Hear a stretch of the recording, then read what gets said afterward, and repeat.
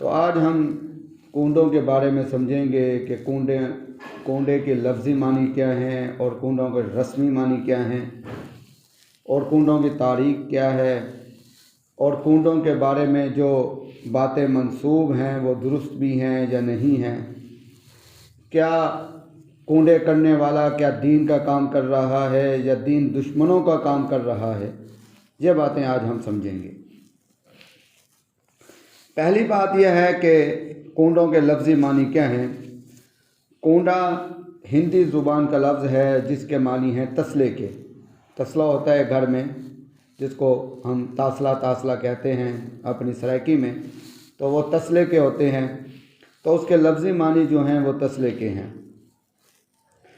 रस्मी मानी ये हैं कि इस तसले के अंदर जो है पूड़ियाँ, मीठी पूड़ियाँ या इस तरीके से कोई मीठी चीज़ डालकर बैठकर खाना, इसका रस्मी मानी है।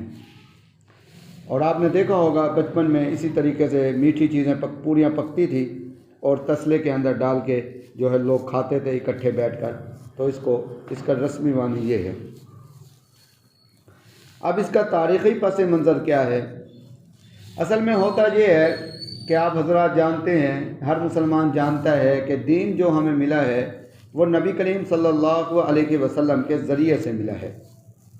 इसलिए उलमा ने फरमाया कि वो बात, वो काम जो नबी करीम सल्लल्लाहु अलैहि वसल्लम या सहाबाए किराम रिज़वानुल्लाह अलैहिम अजमाइन से मुनक़ते हो जाए दरमियान में, तो वो काम असल नहीं है, बल्कि वो दीन का काम नहीं है। इसी वजह से उलमा ने जब गौर किया कि ये जो कूंडे की रस्म है, तो क्या ये इसका ताल्लुक़ नबी करीम सल्लल्लाहु अलैहि वसल्लम तक पहुँचता है या सहाबाए किराम रिज़वानुल्लाह अलैहिम अजमाइन तक पहुँचता है या नहीं पहुँचता। तो मालूम हुआ कि ये वहाँ तक पहुँचना तो दूर की बात है। ये 20वीं सदी ईस्वी से पहले इसका कहीं भी जिक्र नहीं है, यानी कि 20वीं सदी में इस रस्म का आगाज़ हुआ।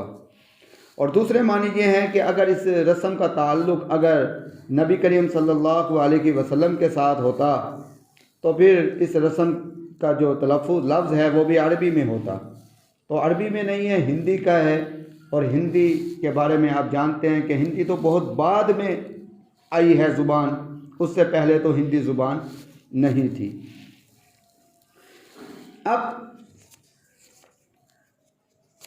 अब शरीयत के अंदर अब हम देखते हैं कि इसका ताल्लुक़ शरीयत के साथ नहीं है। अब शरीयत का उसूल ये है कि वो काम जो नया हो,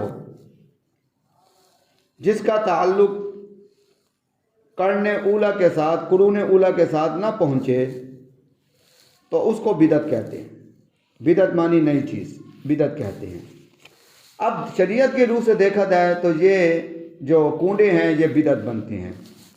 मगर हैरान कुन बात ये है कि जितनी बिदअतें हमारे मुआशरे के अंदर हैं वो एलानिया की जाती हैं, उसको सवाब का काम समझकर एलानिया की जाती है। मगर ये ऐसी बिदअत है जिसने इस बिदअत को फैलाया है, उसका ऐलान ये है कि इसको छुप कर किया जाए। यह वाहिद बिदअत है जिसके बारे में यह ऐलान किया जाता है कि इसको छुप कर किया जाए। यह बड़ी हैरान कुन बात है। तो उलमा ने इस पर तस्दीक की, तहकीक की कि इसको छुप कर करने का मकसद क्या है, इस रस्म को लाने वाले कौन हैं। तो मालूम हुआ इस रस्म को लाने वाले वो लोग हैं जो सहाबाए किराम रिज़वानुल्लाह अलैहिम अजमाइन से बुग़्ज़ रखते हैं। सहाबाए किराम रिज़वानुल्लाह अलैहिम अजमाइन से वो बुग़्ज़ रखते हैं, इसको लाने वाले वो हैं। और उनका मकसद क्या है? मकसद वाज़ेह है कि सहाबाए किराम रिज़वानुल्लाह अलैहिम अजमाइन से बुग़्ज़ रखना उनका मकसद वाज़ेह है। और वो ये चाहते हैं, उनका मकसद ये है कि हम इस रस्म के ज़रिए से मुसलमानों को गुमराह कर दें और मुसलमानों को भी अपने साथ मिला लें और उनके वो ईमान से खाली हो जाए। अब बातिल का, अगर बातिल जब वार करता है, अगर बातिल इस तरीके से वार करे कि अगर वो ऐलान करे कि मैं बातिल हूँ तो उसकी बात कोई नहीं मानेगा। इसी तरीके से आप देखें कि मुनकरीन हदीस हैं, हदीस का इनकार करने वालों का गिरोह मौजूद है। अगर वो ये बात कहें कि जनाब हम आपसे बात करते हैं, हम आपको दावत देते हैं कि आप ही हदीस का इनकार कर दें, तो कोई उनकी बात सुनने के लिए तैयार नहीं होगा। तो वो नारा क्या लगाते हैं? वो नारा लगाते हैं अल कुरान का, और वो कुरान का नारा लगाते हैं, कुरान का नारा लगा के फिर हदीस का इनकार कर देते हैं। इसी तरीके से सहाबा किराम रिज़वानुल्लाह अलैहिम अजमाइन से जो बुग़्ज़ रखने वाले हैं, अगर वो ये दावत लेकर चलें कि हम सहाबा किराम रिज़वानुल्लाह अलैहिम अजमाइन से बुग़्ज़ रखते हैं, तो उनकी बात कोई भी सुनने के लिए तैयार ना हो, तो वो ये नारा लगाते हैं कि हम अहले बैत से मोहब्बत करते हैं, हालांकि वो अहले बैत से भी बुग़्ज़ रखते हैं। अगर ये नारा ना लगाए तो उनकी बात कोई सुनने के लिए तैयार ना हो। इसी वजह से अहले बातिल का हमेशा ये तरीका रहा है, उसने मुसलमानों को जो गुमराह करने की कोशिश की है, कभी कुरान के नाम से गुमराह करने की कोशिश की है, कभी हदीस के नाम से गुमराह करने की कोशिश की है, उसने वो तरीका इख्तियार किया है कि जिस तरीक़े के बारे में ये बात कही जाती है कि जैसा कि एक आदमी एक बोतल के अंदर जहर भर दे और जहर भर कर बाहर जो है अनार के शरबत का लेबल लगा दे, तो यही तरीका जो है अहले बातिल इख्तियार करते हैं कि अंदर तो जहर होता है मगर बाहर उसको खूबसूरत लेबल दे देते हैं ताकि वो हमारी प्रोडक्ट है वो बड़ी तेज़ी के साथ लोगों में मकबूल हो जाए। अब उन्होंने ये कोशिश की कि इस रस्म के ज़रिए से सीधे साधे मुसलमानों को गुमराह किया जाए। पहला धोखा उन्होंने ये दिया, इसके अंदर धोखा ये किया, मुसलमानों को गुमराह करने के लिए ये बात कही गई कि जनाब इस रस्म का ताल्लुक़ जो है वह इमाम जाफ़र सादिक़ रहमतुल्लाह अलैह से जोड़ दिया कि उनके नाम की हम नियाज़ देते हैं।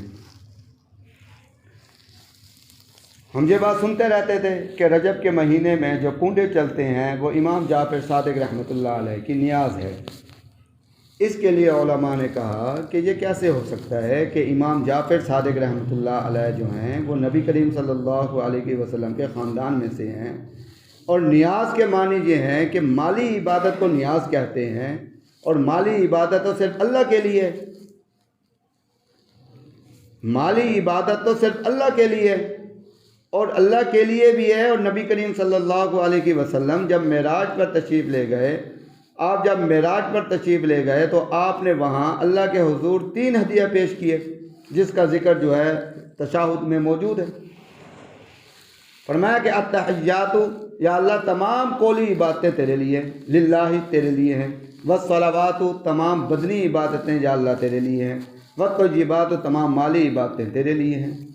फरमाया कि ये तो शिरक वाली बात है, क्योंकि तमाम इबादत सिर्फ अल्लाह की है, चाहे वो इबादत कौली इबादत हो, चाहे वो तिलावत की सूरत में हो, चाहे वो ज़िक्र की सूरत में हो, चाहे वो दुआ की सूरत में हो, तो वो इबादत है, ये कौली इबादत है, ये सिर्फ अल्लाह ही के लिए है।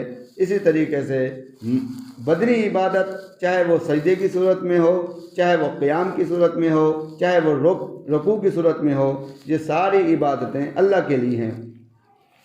वत्तय्यिबातु तमाम माली इबादतें, चाहे वो खैरात की सूरत में हो, चाहे वो ज़कात की सूरत में हो, चाहे वो सदक़े की सूरत में हो, चाहे वो कुर्बानी की सूरत में हो, ये सारी इबादतें तो अल्लाह के लिए हैं। नबी करीम सल्लल्लाहु अलैहि वसल्लम ने तो वहाँ हदिया पेश किया है। अब ये कैसे हो सकता है कि इमाम जाफ़र सादिक़ रहमतुल्लाह अलैह के नाम से एक मुसलमान जो है वो काम करे जो नबी करीम सल्लल्लाहु अलैहि वसल्लम ने ख़ास अल्लाह के लिए कर दिया है। हालांकि इमाम जाफ़र सादिक़ रहमतुल्लाह अलैह नजीबुत तरफ़ैन थे, उनका ननिहाल भी आला नस्ब का था और धदियाल भी आला नस्ब का था, और अहले बैत से ताल्लुक़ वो रखते थे। दूसरा धोखा ये है, अब ये बात कही जाती है, अब जब मुसलमानों को मालूम हो गया कि भाई नियाज तो अल्लाह के लिए है, किसी और के लिए हम नियाज नहीं कर सकते, अगर करेंगे तो हम मुशरिक हो जाएंगे। मुशरिक के लिए तो कुरान में ऐलान है कि इन्नल्लाह ला यग़फिरु अन युशरका बिही व यग़फिरु मा दून ज़ालिका लिमन यशा, कि अल्लाह तबारक व तआला फरमाते हैं कि जो मेरे साथ शिर्क करेगा मैं उसको नहीं बख्शूँगा, इसके अलावा जो भी गुनाह करेगा अल्लाह चाहेगा तो बख्श देगा। अब उलमा ने कहा, अब आवाम को जब बात मालूम हो गई तो इन्होंने फिर एक और शोचा छोड़ दिया। वो ये सोचा था कि जनाब अगर आप नियाज नहीं करते तो इस रस्म को जारी रखें, इस रस्म को नाम दे दें इमाम जाफ़र सादिक रहमतुल्लाह अलैह के इसाल सवाब के लिए। अब इसाल सवाब जो है ये मुस्तहसन अमल है, अच्छा अमल है, किसी के लिए इसाल सवाब करना ये अच्छा अमल है, मगर सवाल ये है कि 22 रजब को क्यों इसाल सवाब किया जाए। सवाल ये पैदा होता है कि 22 रजब को इसाल सवाब इमाम जाफ़र सादिक रहमतुल्लाह अलैह के लिए क्यों किया जाए। उलमा ने जब तहकीक की तो मालूम हुआ इमाम जाफ़र सादिक रहमतुल्लाह अलैह की 22 रजब को पैदाइश भी नहीं है, कोई निस्बत भी नहीं है 22 रजब के साथ, ना उनकी वफ़ात है। या तो आदमी उस दिन का ऐलान कर देता है कि वे फ़लाँ दिन जो है हम इसाल सवाब करेंगे, इस वजह से कि उस तारीख़ को वो बुज़ुर्ग फोत हुए होते हैं या उनकी पैदाइश हुई होती है, ना उनकी पैदाइश है ना उनकी वफ़ात है, तो फिर इसाल सवाब की निस्बत भी नहीं बनती इस दिन के लिए। इमाम जाफ़र सादिक रहमतुल्लाह अलैह की जो पैदाइश है वो 8 रमज़ानुल मुबारक की है और उनकी जो वफ़ात है वो 15 शव्वालुल मुकर्रम की है। तो देखें रजब के अंदर ना उनकी पैदाइश आई है ना उनकी वफ़ात आई है। तो फिर उलमा ने तहकीक की इस रस्म की कि 22, अब तहकीक ये की जाए कि ये जो बातिल फ़िरका है जो सहाबा किराम रिज़वानुल्लाह अलैहिम अजमाइन से बुग़्ज़ रखता है वो 22 रजब से हिलने के लिए तैयार ही नहीं है। पहले नियाज कहता है फिर इसाल सवाब कहता है, तो वजह क्या है 22 रजब के अंदर वो कौन सी बात है जो ये मजबूर हैं कि इसी दिन को ही ये रस्म अदा कराना चाहते हैं। तो उलमा ने जब तहकीक की तो मालूम हुआ कि 22 रजब का जो दिन है वो हज़रत मुआविया रज़ी अल्लाह अन्हु की वफ़ात का दिन है।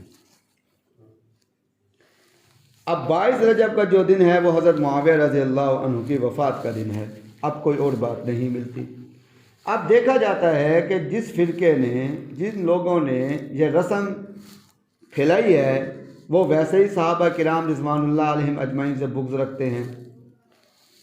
तो ये फिर उलमा ने तहकीक की, हो सकता है इमाम इनकी जो गिरोह हैं जिसने ये रस्म फैलाई है, हो सकता है कि उसने हज़रत मुआविया रज़ी अल्लाह अन्हु की वफ़ात की वजह से ये इसाल सवाब का इस्तेमाल किया हो। मगर जब उलमा ने रस्म पर गौर किया तो रस्म के अंदर आप देखें कि इस रस्म के अंदर कोई गम वाली बात कोई नहीं है, बल्कि मीठी चीज़ जो है वो खुशी के लिए बांटी जाती है, तो ना कि गम के लिए बांटा जाता है।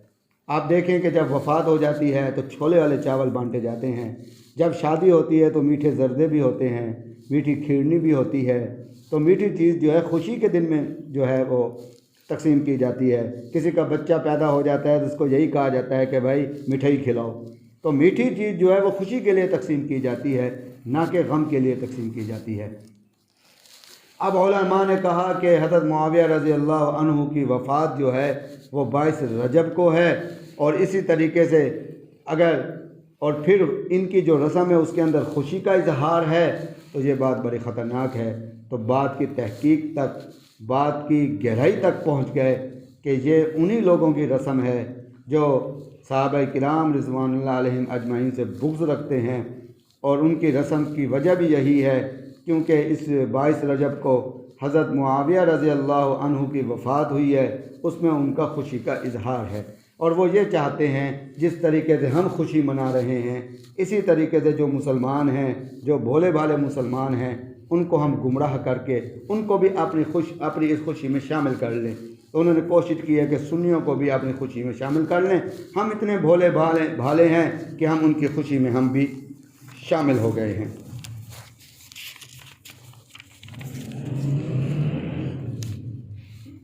अब इसी तरीके से अब हज़रत मुआविया रज़ी अल्लाह अन्हु की इस दिन में वफ़ात हुई है और इसके अंदर इनका खुशी का इजहार है। हज़रत मुआविया रज़ी अल्लाह अन्हु एक अजीम सहाबी थे और नबी करीम सल्लल्लाहु अलैहि वसल्लम के बरादर निस्बती थे और नबी करीम सल्लल्लाहु अलैहि वसल्लम के ज़ौजा मुताहरा हज़रत उम्मे हबीबा रज़ी अल्लाह अन्हा के भाई थे। एक मर्तबा नबी करीम सल्लल्लाहु अलैहि वसल्लम ने देखा कि उम्मे हबीबा रज़ी अल्लाह अन्हा अपने भाई हज़रत मुआविया रज़ी अल्लाह अन्हु के साथ बैठकर गप लगा रही हैं, बातें कर रही हैं। तो नबी करीम सल्लल्लाहु अलैहि वसल्लम ने उम्मे हबीबा रज़ी अल्लाह अन्हा से पूछा कि तुम अपने भाई से कितनी मोहब्बत करती हो। तो उम्मे हबीबा रज़ी अल्लाह अन्हा ने फरमाया, हज़रत मैं अपने भाई से इतनी मोहब्बत करती हूँ, हज़रत मुआविया रज़ी अल्लाह अन्हु से जो मेरे भाई हैं, मैं इतनी मोहब्बत करती हूँ जितनी मोहब्बत एक बहन अपने भाई से करती है। तो नबी करीम सल्लल्लाहु अलैहि वसल्लम ने फरमाया कि मैं तुझसे भी ज़्यादा मोहब्बत करता हूँ मुआविया रज़ी अल्लाह अन्हु से। हज़रत मुआविया रज़ी अल्लाह अन्हु का जो है वो हज़रत अली रज़ी अल्लाह अन्हु के साथ कुछ इख्तिलाफ़ रहा। बड़ों का इख्तिलाफ़ होता है, इज्तिहादी इख्तिलाफ़ होता है कि दीन के लिए इख्तिलाफ़ होता है, ना कि अपने मफाद के लिए इख्तिलाफ़ होता है। इसको आड़ बनाकर, इसको सहारा बनाकर उन्होंने जो सहाबा किराम रिज़वानुल्लाह अलैहिम अजमाइन से बुग़्ज़ रखने वाले हैं, उन्होंने फिर इस बात का सहारा बनाकर मुआविया रज़ी अल्लाह अन्हु पर तबर्रा करना शुरू कर दिया और उनको बुरा भला कहना शुरू कर दिया। इसके बारे में मौलाना अहमद रज़ा ख़ान बरेलवी मकतबा फ़िक्र से ताल्लुक़ रखते थे। उनसे किसी ने यह हुक्म दरियाफ़्त किया। उन्होंने कहा कि कोई आदमी, ऐसा आदमी जो ये कहे कि मैं अमीर मुआविया रज़ी अल्लाह अन्हु को नहीं मानता और उन्हें ख़ता पर जानता हूँ, या ये कहे कि अमीर मुआविया रज़ी अल्लाह अन्हु नऊज़ु बिल्लाह मिन ज़ालिक लालची थे, उन्होंने हज़रत अली रज़ी अल्लाह अन्हु और हज़रत हसन रज़ी अल्लाह अन्हु से लड़ के उनकी खिलाफत ले ली और हज़ारों सहाबा किराम रिज़वानुल्लाह अलैहिम अजमाइन को शहीद किया। तो मौलाना ने इसका जवाब देते हुए लिखा कि अल्लाह ताला ने सूरतुल हदीद में सहाबा किराम रिज़वानुल्लाह अलैहिम अजमाइन के दो गिरोहों का जिक्र फरमाया है। एक फरमाया कि फ़तह मक्का से पहले हैं, वो फजीलत रखते हैं उन लोगों से जो फ़तह मक्का के बाद ईमान लाए हैं। तो फरमाया कि दो का जिक्र फरमाया है। हज़रत मुआविया रज़ी अल्लाह अन्हु अगरचे फ़तह मक्का के बाद ईमान लाए हैं, मगर दोनों के लिए अल्लाह तबारक व तआला ने सूरतुल हदीद में फरमाया कि वकुल्लुम वअदल्लाहुल हुस्ना, अल्लाह ने दोनों के साथ हुस्ना का वादा फरमा दिया है। अल्लाह ने फ़र्क ज़रूर किया है, मगर अल्लाह ने हुस्ना का जो है वो सहाबा किराम आपस में दर्जा बदर्जा ऊंचे नीचे हैं, मगर अल्लाह ने हमें इख्तियार नहीं दिया कि उनको ऊंचा नीचा कहा जाए, उनके रुतबे पर बात की जाए। हमें अल्लाह ने इजाज़त नहीं दी। अल्लाह ने उन में आगे पीछे की है। फरमाया कि दर्जा कम दर्जा ज़्यादा दर्जा अल्लाह ने सहाबा में मुकर्रर किया है, ना कि हमें हुक्म दिया है कि हम इन पर तान वगैरह करें, इन पर जो है बात करें। इसी तरीके से हज़रत अहमद रज़ा ख़ान बरेलवी रहमतुल्लाह अलैह के बारे में आता है, वो फरमाते हैं कि हमें तो कुरान में ये बात मालूम हो गई है। फरमाया कि तुम सब से भले का वादा फरमा चुका अल्लाह तबारक व तआला उन सब से, और जो कोई बक्के अपना सर खाए खुद जहन्नम में जाए। फरमाया कि हमें इससे कोई परवाह नहीं है। अगर कोई हज़रत मुआविया रज़ी अल्लाह अन्हु पर तान करेगा वो खुद जहन्नम में जाएगा, बक्के उसकी मर्ज़ी है, ना बक्के उसकी मर्ज़ी है। अगर बक्केगा तो जहन्नम में जाएगा। कफ़ा हमें इससे कोई परवाह नहीं है। इसी तरीके से उनकी किताब में ये हवाला है। फरमाया कि जो हज़रत मुआविया रज़ी अल्लाह अन्हु पर तान करे, यानी कि तान करे, फरमाया कि वो जहन्नमी कुत्तों में से एक कुत्ता है। इमाम अहमद रज़ा ख़ान बरेलवी रहमतुल्लाह अलैह, जो बरेलवी मकतबा फ़िक्र के बड़े थे, उनकी ये बात है कि जो हज़रत मुआविया रज़ी अल्लाह अन्हु पर तान करे, फरमाया कि वो जहन्नमी कुत्तों में से एक कुत्ता है। अहकाम शरीयत मौलाना अहमद रज़ा ख़ान कादरी मकतबा फ़क़ीरिया, तो ये हवाला भी साथ है कि उन्होंने ये बात लिखी है। अब ये है कि हमारे जहन में ये सवाल पैदा होता है कि जनाब ठीक है, हमें मालूम हो गया कि इस दिन इमाम जाफ़र सादिक़ रहमतुल्लाह अलैह का कोई ताल्लुक़ नहीं है। अब सुन्नियों को मालूम हो गया कि अगर हम ये चाहें, अगर कोई सुन्नी 22 रजब को, अब उसको मालूम हो गया कि मुआविया रज़ी अल्लाह अन्हु की वफ़ात का दिन है। अब मुआविया रज़ी अल्लाह अन्हु से सुन्नी लोग मुसलमान तो मोहब्बत करते हैं। जब मोहब्बत करते हैं, क्या हम ऐसा कर सकते हैं कि 22 रजब को उनके इसाले सवाब के लिए हम कोई चीज़ तकसीम कर दें? इस पर उलमा ने लिखा है कि आपको फिर भी इजाज़त नहीं है। फरमाया कि इस वजह से कि अल्लाह तबारक व तआला ने फरमाया, नबी करीम सल्लल्लाहु अलैहि वसल्लम ने फरमाया, मन तशब्बह बिकौमिन फहुव मिनहुम, जो जिस कौम का तरीका इख्तियार करेगा वो उन्हीं में से होगा। आपको 22 रजब को हज़रत मुआविया रज़ी अल्लाह अन्हु के इसाले सवाब के लिए ये जो तकसीम, कुछ चीज़ आप तकसीम करेंगे तो देखने वाले ये समझेंगे कि ये 22 रजब के कूंडे ही हैं। फरमाया कि उनकी रस्म को तक़वियत मिलेगी। इस वजह से आप 22 रजब को उनके इसाले सवाब के लिए ना करें। क्यों कि अल्लाह तबारक व तआला का दफ्तर जो है वो 24 घंटे 7 दिन 12 महीने खुला रहता है, रात दिन खुला रहता है। तो हज़रत मुआविया रज़ी अल्लाह अन्हु के इसाले सवाब के लिए आप किसी भी वक्त, किसी दूसरे दिन जो है इसाले सवाब के लिए कोई चीज़ तकसीम कर सकते हैं। या तो ये मजबूरी हो, जिस तरीके से हमारी दुनिया के अंदर मजबूरी है कि जनाब जी किसी दफ्तर का टाइम होता है सुबह से 8 बजे से लेकर शाम 5 बजे तक या 4 बजे तक। फरमाया कि अल्लाह के यहाँ ऐसा कोई मामला नहीं है, बल्कि वक्त मुकर्रर नहीं है। जिस वक्त मर्ज़ी चाहो अल्लाह के यहाँ जो है कबूलियत ही कबूलियत है। मगर यह है कि मन तशब्बह बिकौमिन, तशबीह से बचना मुसलमान के लिए ज़रूरी है ताकि उनकी तक़वियत ना हो। इसी तरीके से फरमाया कि ये कैसे हो सकता है। इमाम जाफ़र सादिक़ रहमतुल्लाह अलैह फिर इन्होंने ये बात की कि उन्होंने हमें जो है नियाज़ का हुक्म दिया है। इमाम जाफ़र सादिक़ रहमतुल्लाह अलैह ने इस दिन को नियाज़ करने का हुक्म दिया है। ये बात बड़ी अहम है। फरमाया कि इस दिन को हमें इमाम जाफ़र सादिक़ रहमतुल्लाह अलैह ने नियाज़ करने का, यानी मेरे नाम पे नियाज़ करने का हुक्म दिया है। अब देखें कि इमाम जाफ़र सादिक़ रहमतुल्लाह अलैह ने जब नियाज़ करने का हुक्म दिया हो, अल्लाह के यहाँ अल्लाह के लिए तकसीम करने का हुक्म दिया हो, तो सबसे पहले किसको मालूम होना चाहिए? उनकी औलाद को मालूम होना चाहिए, उनके मुताल्लिक़ीन को मालूम होना चाहिए, उनके यहाँ जो लोग थे उनको मालूम होना चाहिए। ना उनको मालूम है, ना उनकी औलाद को मालूम है, ना उनके मुताल्लिक़ीन को मालूम है। तो फरमाया कि ये कैसी बात है जो कितने सदियों के बाद आपको मालूम हुई है और ना उनकी औलाद को, ना उनके मुताल्लिक़ीन को किसी को मालूम भी नहीं है। तो एक झूठ तो ये है कि उन्होंने कैसे कहा है। अगर उन्होंने कहा होता तो उनके मुताल्लिक़ीन में से, उनके ख़ानदान में से कोई ना कोई इस बात को ज़िक्र करता तो वो मालूम हो जाता कि उन्होंने क्यों ज़िक्र किया है। पहली बात यह है फरमाया कि जो इमाम जाफ़र सादिक़ रहमतुल्लाह अलैह पर तोहमत है, बल्कि बहतान है। बहतान वो चीज़ होती है जो आदमी न करे और उसके साथ मंसूब कर दिया जाए, उसको बहतान कहते हैं। तो इमाम जाफ़र सादिक़ रहमतुल्लाह अलैह पर एक तो ये बहतान है। जब आदमी इस रस्म को अदा करेगा तो वो भी बहतान में शामिल हो जाएगा। इसी तरीके से और तीसरी बात यह है कि इमाम सादिक़ रहमतुल्लाह अलैह अपने नाम के नियाज़ का हुक्म कैसे दे सकते थे?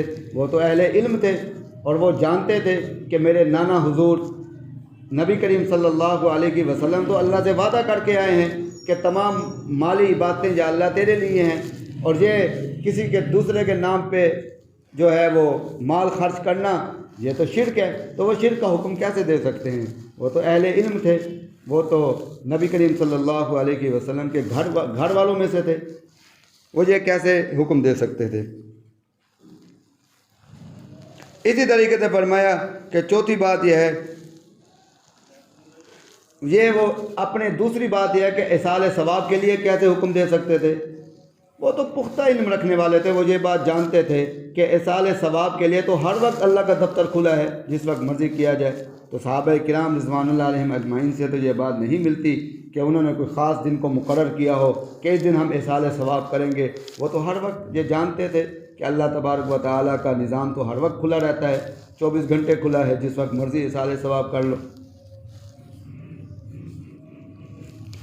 और पांचवी बात यह है कि वह बुजुर्गान दीन में से थे और ये हजरात दूसरों के अमाल का सहारा तलाश करने की बजाय खुद इताअत और खैरात से अल्लाह ताला की खुशनुदी हासिल करने की कोशिश किया करते थे। हम पढ़ते हैं कि सहाबा किराम रिज़वानुल्लाह अलैहिम अजमाइन घर में फाका होता था, जब अल्लाह के रास्ते में खर्च करना होता फाके के लिए उधार न लेते थे बल्कि अल्लाह के राह में खर्च करने के लिए उधार ले लेते थे। वो लोग तो इतना खर्च करते थे, इतना खर्च करते थे, हम तो उनकी नकल ही नहीं कर सकते। तो कुरान मजीद में अल्लाह तबारक व तआला ने सहाबा ने जब पूछा कि हम अल्लाह के रास्ते में क्या खर्च करें तो अल्लाह ने उनको रोका कुरान मजीद में कि ज़रूरत से ज़्यादा चीज़ खर्च करो। क्यों कि वो तो ज़रूरत की चीज़ भी खर्च कर देते थे अल्लाह के राह में, उनका मामूल तो ये था। तो इमाम जाफ़र सादिक रहमतुल्लाह अलैह दूसरों का सहारा क्यों लेते।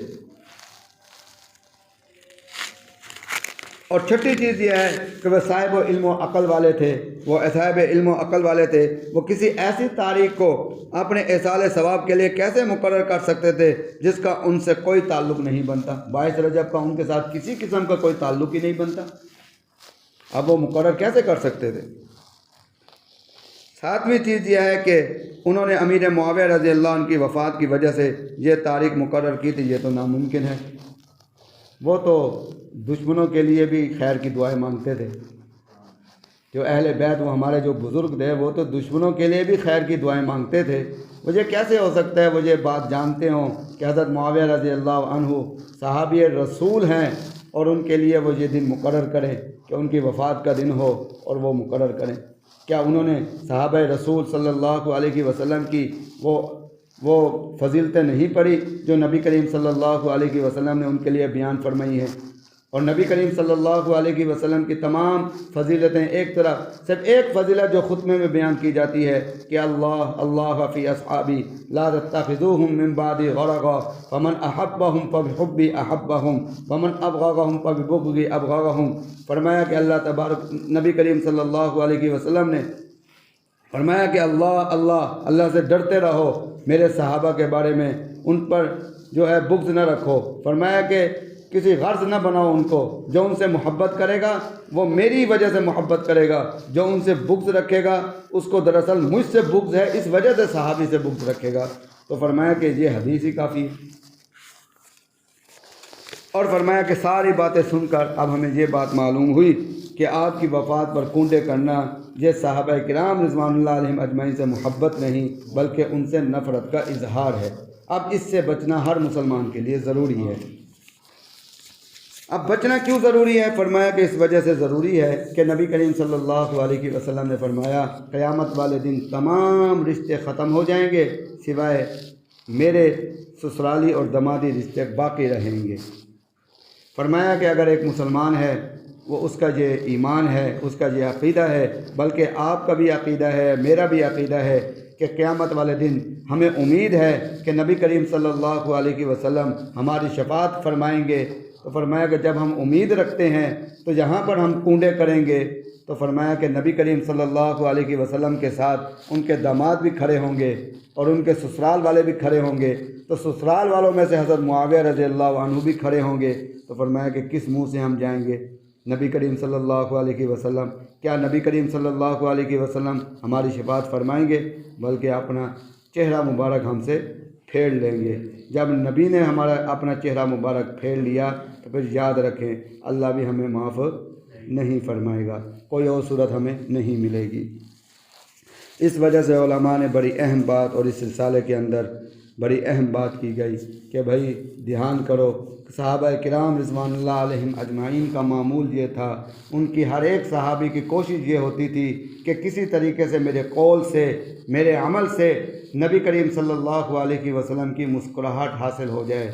मेरा अमल और मेरा कौल जो है नबी करीम सल्लल्लाहु अलैहि वसल्लम की खुशी की वजह बन जाए। फरमाया कि अगर तुम ये नहीं कर सकते कम से कम ये तो कोशिश करो कि तुम्हारे किसी कौल से तुम्हारे किसी फ़ेल से नबी करीम सल्लल्लाहु अलैहि वसल्लम का दिल न दुखे। तो फरमाया कि अगर हम ये कोशिश भी कर लें तो ये भी बहुत बड़ी कामयाबी है, कम से कम हम दिल तो न दुखाएं। फरमाया कि दिल दुखाने से अगर किसी ने नबी का दिल दुखाया है तो फरमाया कि फिर उसकी निजात की कोई सूरत नहीं है। और मुनाफिकीन को सबसे निचले दर्जे में इस वजह से कहा गया है मुनाफिकीन को कि उन्होंने नबी का दिल सबसे ज़्यादा दुखाया है, इस वजह से जहन्नम के सबसे निचले दर्जे में उनको डाला जाएगा। तो ये रजब की हकीकत थी जो मैंने आपके सामने बयान की है। अल्लाह तबारक